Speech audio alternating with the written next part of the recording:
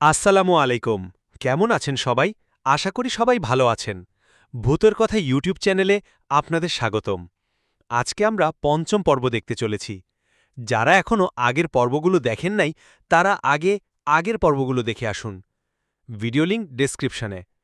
অনেক কথা বলে ফেলছি, এখন ভিডিওটা শুরু করছি। ভিডিও শুরু করার আগে গত পর্বের কিছু কথা বলে নিচ্ছি। তো গত পর্বের শেষে আমরা দেখেছিলাম এশারা নামাজ পড়ে ঈশিতা ঘুমিয়ে পড়ে, কিন্তু রাতে একজনের কান্নার শব্দে তার ঘুম ভেঙে যায়। কার কান্নার শব্দে শুনে ঘুম ভেঙে গেল আজকের পর্বে সেটাই দেখতে চলেছি। পঞ্চম পর্ব শুরুতেই ঈশিতা বলছে, আমি দরজা খুলতে দেখতে পাই আমাদের বাড়ির উঠানের মাঝে একটি মরার খাটিয়া রাখা, আর সেই মরার খাটিয়ার মাঝখানে একটি কাফনে মোড়ানো লাশ শোয়ানো আছে। আর সেই মরার খাটিয়ার দুপাশে দুটি খুব লম্বা লোক দাঁড়িয়ে আছে, যারা উল্টো দিকে তাকিয়েছিল।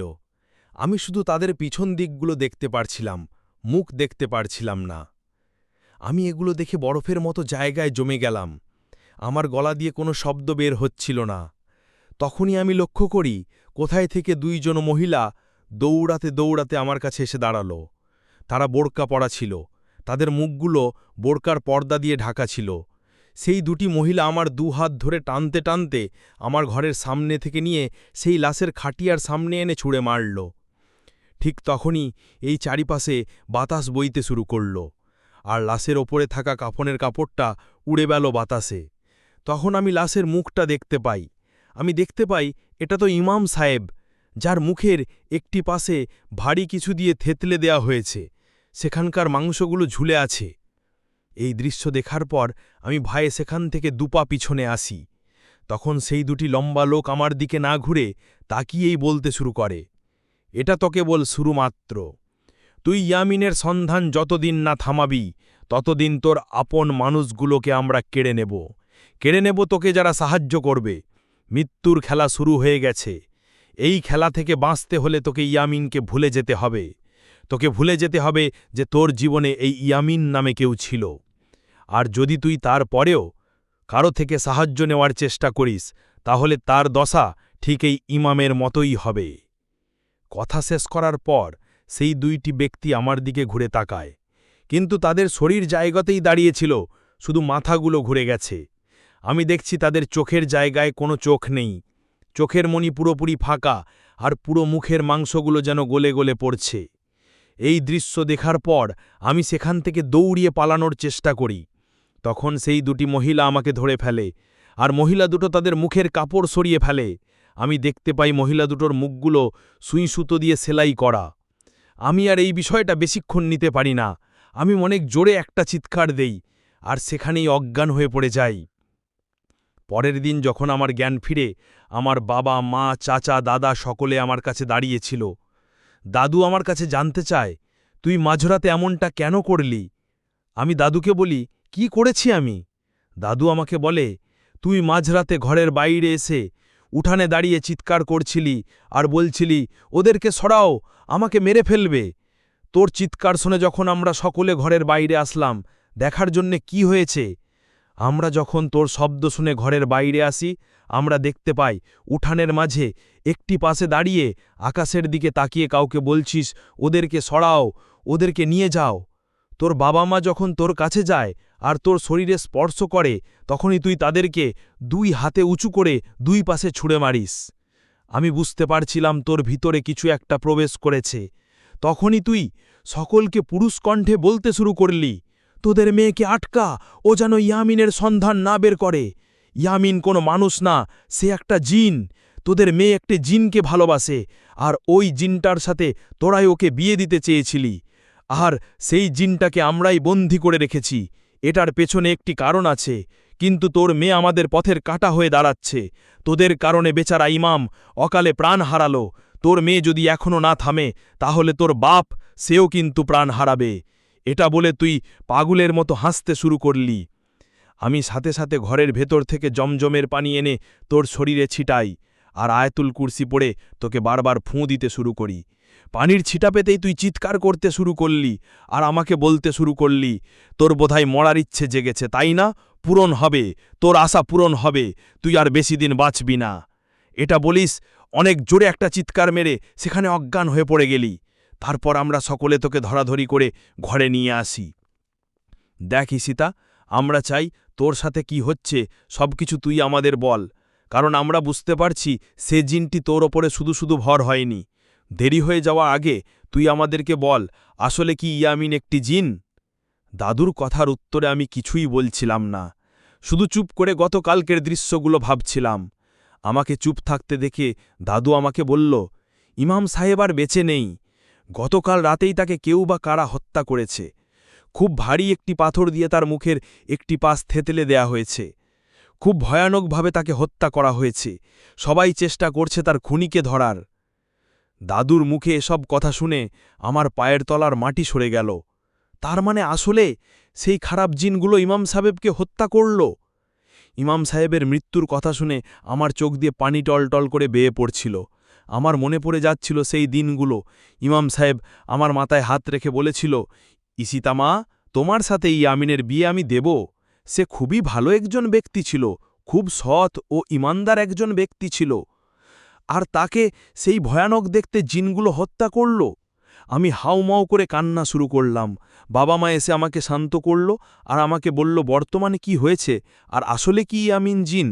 দয়া করে তুই আমাদের কাছ থেকে আর কিছু লুকোস বা, তোর যদি কিছু হয় তাহলে আমরা কি নিয়ে বাঁচব বল? আমি বাবাকে বলি, হ্যাঁ বাবা, ইয়ামিন আসলে একটি জিন, কিন্তু বাবা বিশ্বাস করো, সে খুব ইমানদার একটি জিন, আর সে এখন অনেক বড় একটা বিপদে আছে।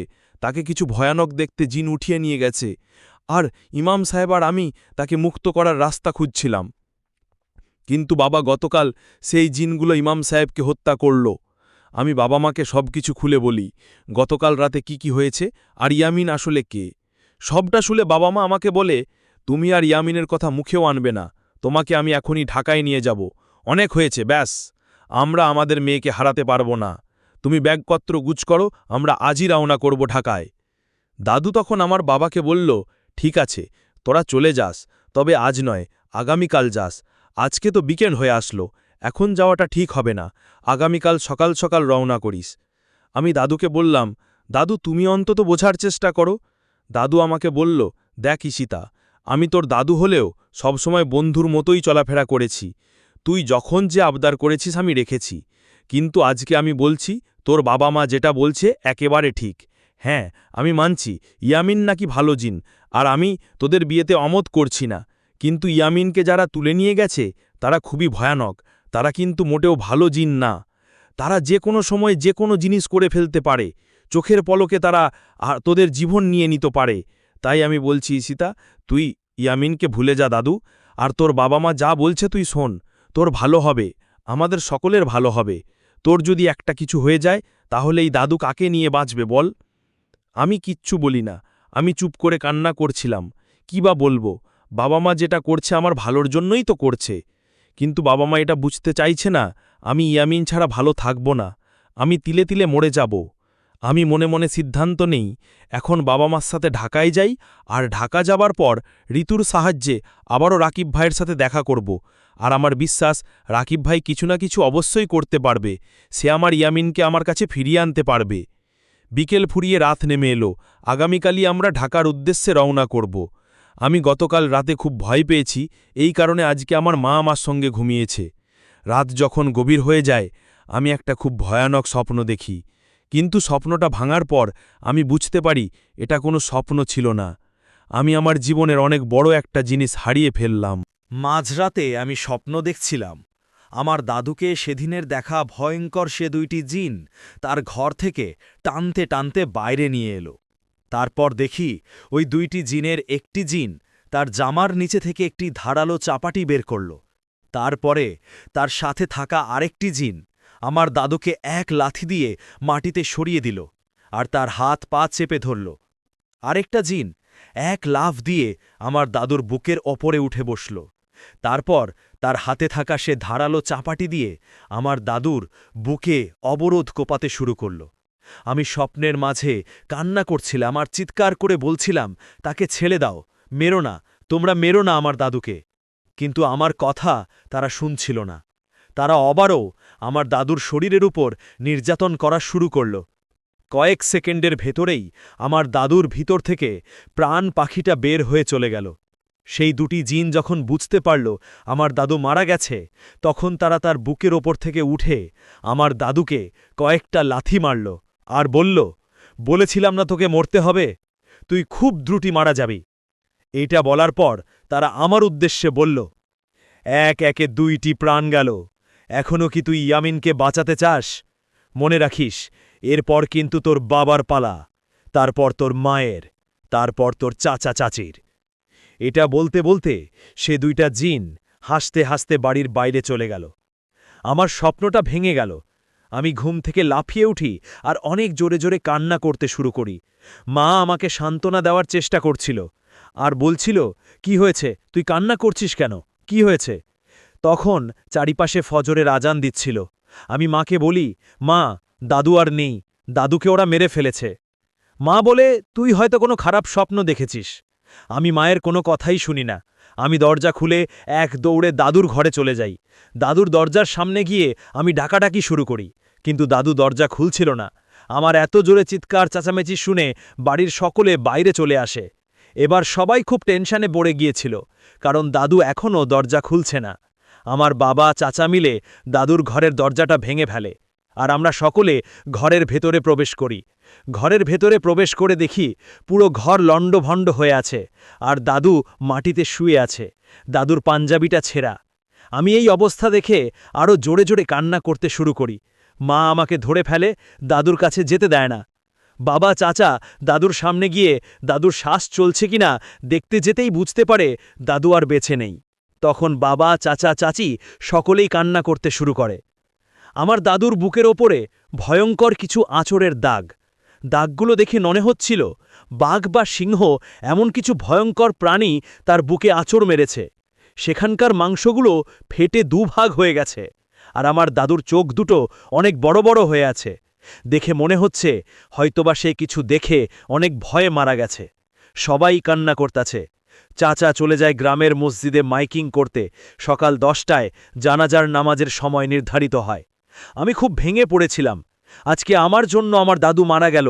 আমার দাদুকে খুব সুন্দরভাবে গোসল করিয়ে কাফনের কাপড় পরিয়ে যখন জানাজার জন্য নিয়ে যাব, তখন বারান্দায় আমার চাচি, মা সকলেই খুব কান্না করছিলাম। আমি দেখতে পাই তখনই আমাদের বাড়িতে প্রবেশ করে রাকিব ভাই। রাকিব ভাইয়ের চোখ দুটো পানিতে টলটল করছে। দেখে বোঝা যাচ্ছে সে কিছু একটা নিয়ে খুব আফসোস করছে। রাকিব ভাই আমার কাছে না এসে সোজা চলে গেল দাদুর খাটিয়ার কাছে। তারপর বাড়ির সকলকে বলল, মৃত ব্যক্তিকে এতক্ষণ বাড়ির উপরে রাখা ঠিক না, চলুন তাকে জানাজার জন্য নিয়ে যাই। তারপর রাকিব ভাই, আমার বাবা চাচা সকলেই মিলে খাটিয়াটা তাদের কাঁধে করে আমাদের স্কুল মাঠে নিয়ে গেল। সেখানেই জানাজার নামাজ হবে। আজকে আমার দাদুর শেষ বিদায়। কিন্তু আমার দাদুর শেষ বিদায়টা খুব ভয়ানকভাবে হলো। হয়তো আল্লাহ পাক তার মৃত্যুটা এভাবেই রেখেছিল, কিন্তু আমার দাদুর হত্যার বদলা আমি অবশ্যই নেব। আমি শুধু মনে মনে বলছিলাম, হে আল্লাহ, আমাকে ধৈর্য ধারণ করার শক্তি দান করুন, আপনি আমাকে সাহায্য করুন। আমার দাদুর সাথে যারা এরকম করেছে তাদেরকে যেন আমি উপযুক্ত শাস্তি দিতে পারি। জানাজা শেষ করে আমার দাদুকে কবরস্থ করা হলো। কবর দেওয়ার পর চাচা বাবার সাথে রাকিব ভাই আমাদের বাড়ি পেয়ে এলো, আর সকল গ্রামবাসী যার যার বাড়িতে চলে গেল। আমি যে রাকিব ভাইয়ের সাথে কথা বলবো সেই অবস্থায় ছিলাম না। রাকিব ভাই সোজা দাদুর রুমে চলে গেল। সেখানে 5 মিনিট বসে থাকার পর রাকিব ভাই সে ঘরের বাইরে এলো, আর আমার বাবাকে এসে বলল, আসসালামু আলাইকুম চাচা, আমাকে হয়তো আপনারা চিনতে নেই পারেননি। আমি কে এটা হয়তো আপনারা জানেন না। আমার নাম রাকিব। আমাকে ঈশিতা খুব ভালো করে চেনে। আমি ওর এক বড় ভাই বলতে পারেন। গতকাল রাতে ঈশিতা আমাকে ফোন করেছিল আর ইমাম সাহেবের সাথে যা যা ঘটেছে সব কিছু বলেছিল। আসলে চাচা, আমার সাথে 10টা জিন আছে, যাদের সাহায্যে আমি টুকটাক কবিরাজি চিকিৎসা করি। তারা আমাকে মধ্যরাতে এসে বলেছিল ঈশিতার দাদুকে তারা মেরে ফেলেছে, আর একদিন পরে মানে আজকে রাতে আপনাকে তারা মেরে ফেলবে। তার একদিন পরে মানে আপনার ভাই মানে ঈশিতার চাচাকেও তারা মেরে ফেলবে। আমার বাবা রাকিব ভাইকে বলে, কিন্তু কেন, আমরা কি করেছি, আমার বাবা কি করেছিল, কেন তারা আমাদের মারছে? রাকিব ভাই আমার বাবাকে বলল, কারণ হচ্ছে আপনারা ইয়ামিনের সম্পর্কে জেনে গেছেন, আর তারা সিদ্ধান্ত নিয়েছে যারা যারা ইয়ামিনকে চিনে বা তার সম্পর্কে জানে তাদের কাউকে তারা বাঁচিয়ে রাখবে না। তাই তারা সর্বপ্রথম ইমাম সাহেবকে হত্যা করেছে, তারপর আপনার বাবাকে, তারপর আপনাকে, আপনার ভাইকে, আপনার মেয়েকে, আপনার স্ত্রীকে, সকলকে তারা মারবে এক এক করে। কিন্তু ভয় পাবেন না চাচা, আল্লাপাক আমাকে যতটুকু জ্ঞান দিয়েছে আমি সবটুকু লাগিয়ে দেব আপনাদেরকে বাঁচানোর জন্য। আমি জানি এই কাজটি করার জন্য এখন উপযুক্ত সময় না, কিন্তু তারপরও আজকের ভেতরে এই কাজটা করতে হবে। চাচা, আপনি এখনই বাজারে যাবেন, আর তারপরে 4টি লোহার পেরাক, 4টি কালো মুরগি, 1 কেজি মিষ্টি আর বড় দেখে একটি দইয়ের হাঁড়ি, এগুলো কিনে নিয়ে আসবেন। যারা ইয়ামিনকে তুলে নিয়ে গিয়েছে আর যারা ইমাম সাহেব ও আপনার বাবাকে হত্যা করেছে, সে দুটি জিন এখনও এই বাড়ির আশেপাশে আছে। আমি আজকের ভেতরেই সে দুটি জিনকে বন্দী করব, আর আপনাদের বাড়িটাও বন্ধ করে দেব, যেন তাদের কোনো সাথী আপনাদের উপরে আর আক্রমণ করতে না পারে। আর সে দুটি জিনকে আমি হত্যা করব না, শুধু তাদেরকে বন্দী করব, আর তাদের ওপরে অত্যাচার করে জানার চেষ্টা করব আসলে ইয়ামিন কোথায় আর কেনই বা ইয়ামিনকে তুলে নিয়ে গিয়েছে তারা। তাদের সাথে ইয়ামিনের কি শত্রুতা আমি সকল কিছু জানার চেষ্টা করব। আমি জানি আপনার বাবা মারা গেছে, আজকে এই বাড়িতে কাজটি করা আমার মোটেও ঠিক হবে না, কিন্তু চাচা আজকে যদি না করি তাহলে আজ রাতে আমি আপনাকে বাঁচাতে পারবো না, কারণ সে দুটি জিন যে করেই হোক আজকে রাতে আপনাকে হত্যা করবে। এটা যদি তাদের প্রাণও চলে যায় তারপরেও তারা আপনাকে হত্যা করার থেকে বিরত থাকবে না। তাই চাচা, যা করার আজকের রাতের আগেই করতে হবে। আপনি আর সময় নষ্ট না করে বাজারে চলে যান। আর হ্যাঁ, আমি জানি হয়তো এই কাজটি করতে দেখে গ্রামের আশেপাশে সকলেই আপনাদেরকে অনেক খারাপ বলবে বাবা গতকাল মারা গেছে আর আজকে এই বাড়ির ওপরে ভণ্ডামি শুরু করেছে। কিন্তু চাচা, কারো কথা মাথায় নেবেন না। এই পরিবারটা আপনার দায়িত্ব আপনার পরিবারের সকলকে রক্ষা করা। আমার বাবা বলল, ঠিক আছে বাবা, তুমি যা বলবে তাই হবে। আমি এখনই বাজারে যাচ্ছি, আর তোমার কথা মতো সব কিছু কিনে নিয়ে আসছি। আজকেই যা করার করবা। আমি আমার নিজের মৃত্যু নিয়ে ভাবি না, কিন্তু আমার মরার পর ঈশিতা ও ঈশিতার মার কি হবে বলো? আল্লাপাক তোমাকে এখানে পাঠিয়েছে আমাদের সাহায্য করতে, আর তুমি তার আদেশ মোতাবেক এখানে এসেছ। এটা বলে বাবা বাজারে চলে গেল সকল জিনিস আনার জন্য। বাড়ির সকলের মনে একটা ভয় ঢুকে গেল, কি হবে এখন? একে তো আমার দাদু মারা গেল, তারপর এই খবর, প্রতি একদিন পরপর নাকি বাড়ির একজন মারা যাবে। সবাই অনেক ভয়ে আছে। সবার মনে একটাই প্রশ্ন, এই অল্প বয়সে এই ছেলেটা কি পারবে এই বাড়ির সকলকে রক্ষা করতে? আমি বারান্দার একটি চেয়ারের ওপরে চুপটি করে বসেছিলাম আর নীরবে খুব কান্না করছিলাম, আর একা একা বলছিলাম, আমার জন্যই দাদা মারা গেল, আমার জন্যই, সব দোষ আমার। আমি যদি ইয়ামিনকে বিয়ে না করতে চাইতাম তাহলে ইমাম সাহেব ও আমার দাদু এইভাবে মারা যেত না। সবটা আমার ভুল, সবটা আমার জন্যই হয়েছে। রাকিব ভাই আস্তে আস্তে হাঁটতে হাঁটতে আমার কাছে এসে দাঁড়ালো। তারপর আমাকে বলল, ঈশিতা, দেখো, তুমি হয়তো আফসোস করছো আর ভাবছ এসব কিছু তোমার জন্য হয়েছে, কিন্তু আমাদের হাতে এসব কিছু নেই। আল্লাপাক যার মৃত্যু যেভাবে লিখে রেখেছে সেভাবেই হবে। এখানে তোমার কোনো দোষ নেই। তোমার নিয়তিতে যা লেখা আছে তাই হচ্ছে। আমাদের সবসময় আল্লাপাকের উপরে বিশ্বাস রাখা, যতই বড় বিপদ আসুক না কেন তার থেকে সাহায্য চাওয়া। দেখো, আল্লাপাকের ইশারাতেই আমি আজকে তোমাদের বাড়িতে। আল্লাপাক হয়তো চাচ্ছে আমার মাধ্যমে তোমাদের এই বিপদের হাত থেকে রক্ষা করতে।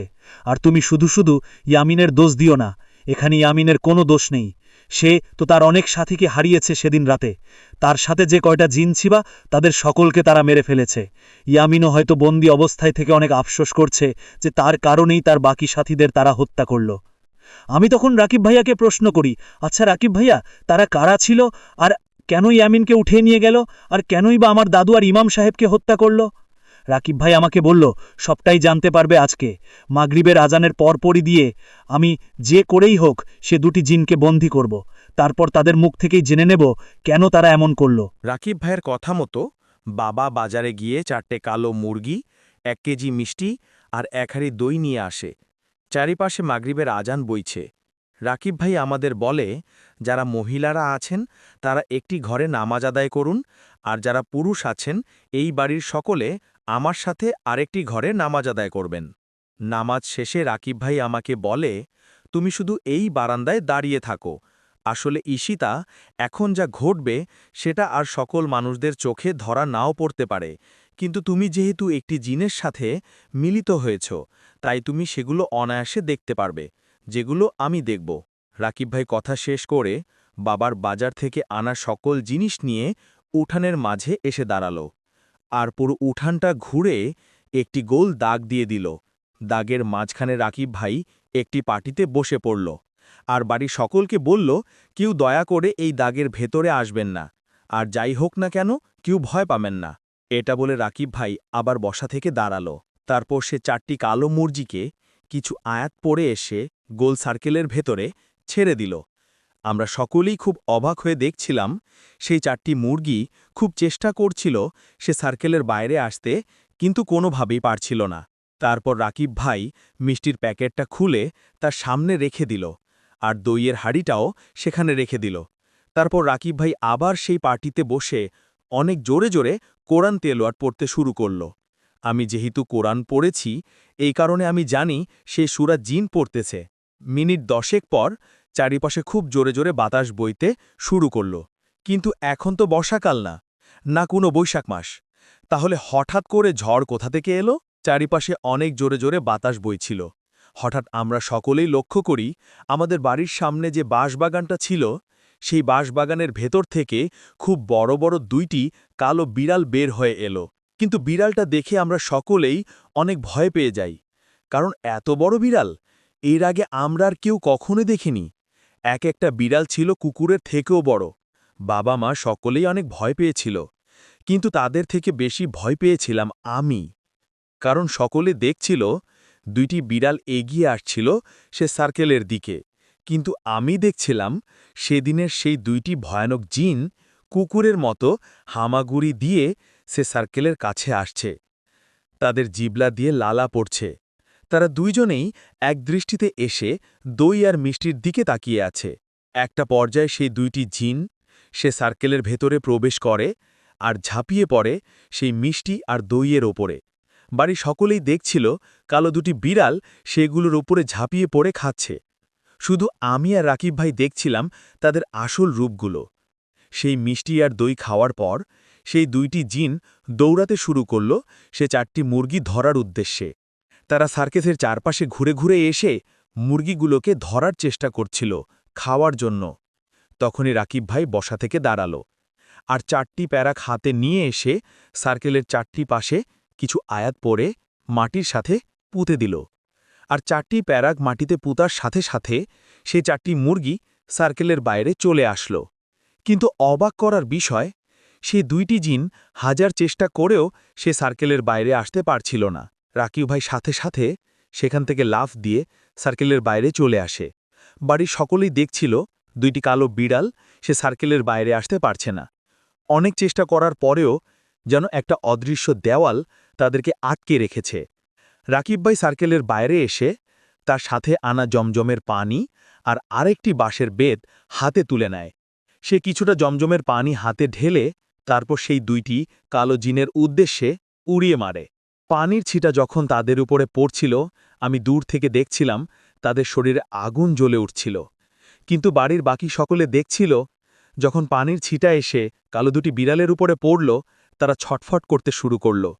এবার আকিব ভাই তার সাথে আনা বাঁশের বেত দিয়ে মাটিতে অনেক জোরে জোরে আঘাত করতে শুরু করল। আমি দূর থেকে দেখছিলাম সেই কালো 2টি জিন সে আঘাতের বাড়িতে বাবারে মারে বলে কান্না করছে। কিন্তু বাড়ির বাকি সকলে দেখছিল সেই কালো 2টি বিড়াল মাটিতে বাড়ির আঘাতে লাহালাভি করছে। তারা এতই কষ্ট পাচ্ছিল যে তাদের চিৎকারে আমার কান ফেটে যাবে এমন অবস্থা। একটা পর্যায়ে সে 2টি জিন আর সহ্য না করতে পেরে বলতে শুরু করল, আমাদের মারিস না, আমাদেরকে ছেড়ে দে, আমাদেরকে ছেড়ে দে। তখন রাকিব ভাই বলতে শুরু করল, তোদেরকে ছেড়ে দিব কি করে বল? তোরা 2টি মাসুম ইমানদার ব্যক্তির জীবন কেড়ে নিলি, তারপরও তোরা নিজের জান ভিক্ষা চাচ্ছিস। আর আজকে যদি আমি না আসতাম, তাহলে তো তোরা আজকে আরেকটি প্রাণ কেড়ে লিখতি। কি করে ছাড়ি তোদের? তোরাই বল। বাড়ির সকলে অবাক হয়ে তাকিয়েছিল, কারণ তারা সকলে দেখছিল রাকিব ভাই সেই 2টি কালো বিড়ালের সাথে কথা বলছে। শুধু আমি দেখলাম তাদের কথাবার্তাগুলো। রাকিব ভাই তাদের বলে, ঠিক আছে, আমি তোদেরকে ছেড়ে দেব, কিন্তু তোরা আমাকে শুধু কিছু কথার উত্তর দেয়। যদি ঠিকঠাকভাবে উত্তর দিতে পারিস, তাহলে তোদেরকে ছেড়ে দেব, কথা দিলাম। তখন সেই 2টি জিন রাকিব ভাইকে বলে, তুই কি জানতে চাস, প্রশ্ন কর। রাকিব ভাই সে 2টি জিনের উদ্দেশ্যে বলে, প্রথমত আমি জানতে চাই তোদেরকে কে পাঠিয়েছে আর তোরা কার হয়ে কাজ করিস। আর দ্বিতীয়ত আমি জানতে চাই ইয়ামিনকে তোরা কেন উঠিয়ে নিয়ে গিয়েছিস আর কার কথায় উঠিয়ে নিয়ে গিয়েছিস। তৃতীয়ত আমি জানতে চাই ইয়ামিন এখন কোথায় আছে আর তাকে তুলে নিয়ে যাওয়ার উদ্দেশ্য কি। তোরা যদি এই 3টি কথার উত্তর দিস, তাহলে আমি তোদেরকে ছেড়ে দেব, নয়তো তোদেরকে আমি মেরে ফেলব। আমি দেখছিলাম সেই দুটি জিন রাকিব ভাইকে বলতে শুরু করে, আমাদেরকে তুই ছেড়ে দে, আমরা এগুলোর উত্তর দিতে পারবো না। আমরা যদি তোর এসব কথার উত্তর দেই তাহলে আমাদেরকে সে মেরে ফেলবে। রাকিব ভাই সে দুটি জিনকে বলে, তোরা যদি এখন না বলিস তাহলে আমি তোদের মেরে ফেলব, বলবি কি না বল। এটা বলে রাকিব ভাই আবারও মাটিতে সেই বাঁশের বেত দিয়ে আঘাত করতে শুরু করে। একটা পর্যায়ে এসে সেই দুইটি জিন আর সহ্য না করতে পেরে বলে, আমাদের আর মারিস না, আমরা বলছি। তুই প্রথম প্রশ্ন করেছিস আমরা কার হয়ে কাজ করি। আমরা কাজ করি আমাদের মহারাজ ভোগনাথের হয়ে। আমরা ভোগনাথের দাস। সে আমাদের মতো 40,000 জিনের রাজা, কিন্তু ভোগনাথের নাম যেমন তার স্বভাবও ঠিক তেমনি। সে ধর্মে হিন্দু, কিন্তু সে সকল ধর্মীয় মেয়েদেরকে ধর্ষণ করত। সে প্রতি রাতে বের হয়ে যেত নতুন নতুন মেয়েদের সাথে সহবাস করতে। সুন্দরী মেয়েরা যখন গভীর ঘুমে থাকত তখন সেসব মেয়েদের সাথে সে সহবাস করত। আর যদি কোনো মেয়েকে তার একান্তভাবে অনেক ভালো লাগত তাহলে আমাদের দিয়ে সেই মেয়েটিকে উঠিয়ে নিয়ে এনে আমাদের আস্তানার ভেতরে সেই মেয়েটির সাথে সে অনেকবার সহবাস করত। তার মন যখন পুরোপুরি ভরে যেত তখন সে আমাদের কাছে সেই মেয়েটিকে ছুঁড়ে দিত আর বলতো, তোমরা তোমাদের মন কামনা পূরণ করে এই মেয়েটিকে গভীর সমুদ্রে ফেলে দিয়ে আসো। আর আমরা এক এক করে সেই মেয়েটির সাথে সহবাস করতাম। আমরা সংখ্যায় যেহেতু অনেক, তাই মেয়েটি বেশিক্ষণ আমাদের চাপ নিতে পারত না। আমরা 50 থেকে 60 জন যখন তাকে ধর্ষণ করি, তারপরই সেই মেয়েগুলো মারা যেত। মরে যাওয়ার পর সেই মেয়েগুলোকে আমরা গভীর সমুদ্রে ফেলে দিয়ে আসতাম। তোর দ্বিতীয় প্রশ্ন হচ্ছে, ইয়ামিনকে কেন উঠিয়ে নিয়ে যাওয়া হয়েছে। আসলে আমাদের জিন রাজা ভোগনাথ যখন রাতে নতুন একটি মেয়েকে ভোগ করার জন্য রাজ্য থেকে বের হয়, সে বাতাসে উড়তে উড়তে তখন ঈশিতাদের বাড়ির কাছে দিয়ে যাচ্ছিল। তখনই তার নজর পড়ে ঈশিতা বারান্দায় দাঁড়িয়ে আছে, তার বুকে কোনো ওড়না নেই। তখন ভোগনাথের নজর আটকে যায় ঈশিতার বুকের ওই জায়গাটায়। ভোগনাথের ঈশিতা এতটাই ভালো লাগে যে সে আমাদের আদেশ করে যেন আমরা তাকে তুলে নিয়ে আসি। রাজার আদেশ পেয়ে আমরা ঈশিতার বাড়ির উদ্দেশ্যে রওনা করি তাকে উঠিয়ে আনার জন্য। এখন তুই প্রশ্ন করতে পারিস, সাধারণ একটি মানুষকে উঠিয়ে আনার জন্য 20 জনের কি দরকার। আসলে আমরা 20 জন রওনা করেছিলাম এই কারণ সে দারোয়ান ঈশিতার বাড়ির সকল এবং তাদের ফ্ল্যাটের সাথে যারা যারা আছে তাদের প্রত্যেকের ভেতরে আমরা একজন করে ভর করব এবং তাদের গভীর ঘুমে আটকে রাখব, যেন ঈশিতাকে নিয়ে আসার সময় কোনো ঝামেলা না হয়। কিন্তু আমরা যখন সেই বাড়িতে যাই ঈশিতাকে আনতে, আমরা দেখতে পাই ঈশিতার ঘরে একটি জিন তাকে জড়িয়ে ধরে ঘুমিয়ে আছে। আমরা যখন সেই জিনটিকে ওই মেয়েটির থেকে আলাদা করে হত্যা করতে যাব, তখনই সেই জিনটি আমাদের ওপরে আক্রমণ করে বসে। আমরা 20 জন মিলেও তার সাথে পারছিলাম না। সে এতটাই শক্তিশালী ছিল, সে আমাদের সাথীদের ভেতরে 15 জনকে হত্যা করে। আমরা বাকি 5 জন তখন জীবন বাঁচানোর জন্য সেখান থেকে পালাই। আমরা ভোগনাথের কাছে এসে সকল ঘটনা খুলে বলি। ভোগনাথ তখন আমাদেরকে বলে, তোমরা যেই জিনের সাথে যুদ্ধ করেছ সে ছিল একজন জিন রাজা, আর সে কোনো সাধারণ রাজা না। একে তো তার কাছে অনেক জিনের বহর আছে, দ্বিতীয়ত সে একাই অনেক জিনের সমতুল্য। আসলে সে শুরুতে যে গোত্রের লোক ছিল সেই গোত্রের এখন আর কেউ বেঁচে নেই আপাতত এই পৃথিবীতে। অবশিষ্ট সে বেঁচে আছে, আর সে আমাদের মতো জিনদের থেকেও 10 গুণ বেশি শক্তিশালী। তার নাম হচ্ছে ইয়ামিন। তবে ইয়ামিন যতই শক্তিশালী হোক না কেন, ওই মেয়েটিকে আমার চাই। ওর রূপ দেখে আমার মাথা নষ্ট হয়ে গেছে। ওকে তো আমি ভোগ করবই, কিন্তু এটা আমার একার পক্ষে সম্ভব হবে না, আমার সাহায্য দরকার। এরপর ভোগনাথ তার খুব কাছের আরেকজন জিন বন্ধু, যে কিনা তারই মতো নিকৃষ্ট, নিশিরামের কাছে যায়। নিশিরাম ভোগনাথকে একটি অফার করে, ঠিক আছে বন্ধু, আমি বুঝতে পারছি আমরা 2 জন মিলে যদি তার উপরে ঝাঁপিয়ে পড়ি সে কোনোভাবেই আমাদের সাথে পারবে না, কিন্তু আমি তোমাকে সাহায্য করব। কিন্তু আমার একটা জিনিস চাই। ভোগনাথ তাকে বলে, তোমার কি চাই বলো। নিশিরাম ভোগনাথকে বলে, আমরা যখন ওই মেয়েটিকে উঠিয়ে নিয়ে আসব, তুমি আর আমি একই সাথে তার সাথে সহবাস করব। আমিও সেই রূপের স্বাদ নিতে চাই। ভোগনাথ বলে, ঠিক আছে, তুমি যেমনটা বলবে তেমনটাই হবে। এখন আমাকে সাহায্য করো সেই জিনটিকে হত্যা করতে। সেদিন যখন ইয়ামিন তার মাত্র 10 জন জিন সাথীকে নিয়ে বিয়ে করতে আসছিল, মাঝপথে ভোগনাথ ও নিশিরাম তার অনেক অনেক জিন সাথীদের নিয়ে তাদের উপরে ঝাঁপিয়ে পড়ে। ইয়ামিন কোনোভাবেই প্রস্তুত ছিল না, তারপরও সে তার যথেষ্ট শক্তি দিয়ে তাদের সাথে যুদ্ধ করেছে। কিন্তু আমরা সংখ্যায় এত ছিলাম যে ইয়ামিন আমাদের সাথে পেরে ওঠেনি। সে দুর্বল হয়ে গিয়েছিল আর মাটিতে পড়ে গিয়েছিল। তখন নিশিরাম ভোগনাথকে বলে, এই শালাকে হত্যা করা যাক। কিন্তু ভোগনাথ বলে, না, ওকে এখন মারব না। ওই মেয়েটির জন্য আমার ১৫ জন গোলামকে হত্যা করেছে। ওকে আমরা এখন বন্দি করে নিয়ে যাব। তারপর ওই মেয়েটির যত আপন মানুষ আছে সকলকে এক এক করে হত্যা করব। এরপর ওই মেয়েটিকে তুলে এনে ওর সামনে আমি ও তুমি ওকে ভোগ করব। তারপর আমাদের সকল গোলামের মাঝে ছুঁড়ে মারব। আমাদের গোলামেরা সেই মেয়েটিকে ছিঁড়ে খাবে। শুধু দু চোখ দিয়ে চেয়ে চেয়ে দেখবে আর নিজে নিজে কষ্ট পাবে। তোর ৩ নাম্বার প্রশ্ন ছিল ইয়ামিন এখন কোথায়? তাহলে শোন, ইয়ামিন এখন আছে সাদা পাহাড়ি এলাকায়। রাকিব ভাই বলে, সাদা পাহাড়ি এলাকা সেটা আবার কোথায়? আজকের মতো এই পর্যন্তই। এই গল্পের পরবর্তী পর্ব খুব তাড়াতাড়ি আপলোড করে দেব। ভিডিওটি ভালো লাগলে লাইক, কমেন্ট এবং শেয়ার করবেন এবং সাবস্ক্রাইব করে পাশে থাকুন। ধন্যবাদ বন্ধুরা, ভালো থাকবেন সবাই।